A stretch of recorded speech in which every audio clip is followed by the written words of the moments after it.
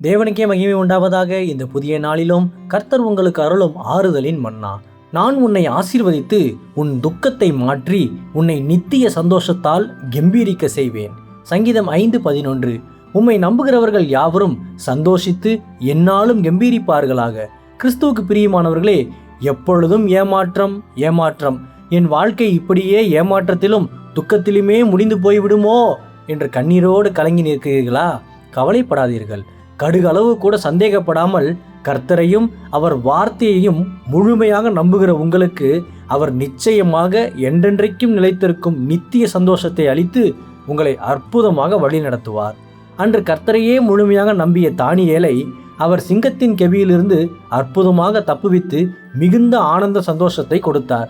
சங்கீதம் 34:8 கூறுவது போல, கர்த்தர் நல்லவர் என்பதை ருசித்து பாருங்கள், அவர் மேல் நம்பிக்கையாக இருக்கிற மனுஷன் பாக்கியவான் என்று.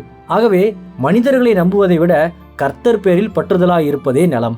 இனி நீங்கள் எதை குறித்தும் பயப்பட வேண்டாம். தேவன் உங்கள் நம்பிக்கையை ஒருபோதும் வீணாக ஒட்டார். எவ்வித தடைகளையும் தகர்த்து உங்களை வெற்றியின் பாதையில் வழிநடத்துவார். கர்த்தர் தாமே உங்களை ஆசீர்வதித்து உங்கள் துக்கத்தை எல்லாம் மாற்றி உங்களை தமது நித்திய சந்தோஷத்தால் கெம்பீரிக்க செய்வாராக. ஆமேன். அல்லேலூயா. ஜெபிப்போம். என் அன்புள்ள பரிசுத்த பரலோக பிதாவே, இந்த புதிய நாளுக்காக உமக்கு ஸ்தோத்திரம்.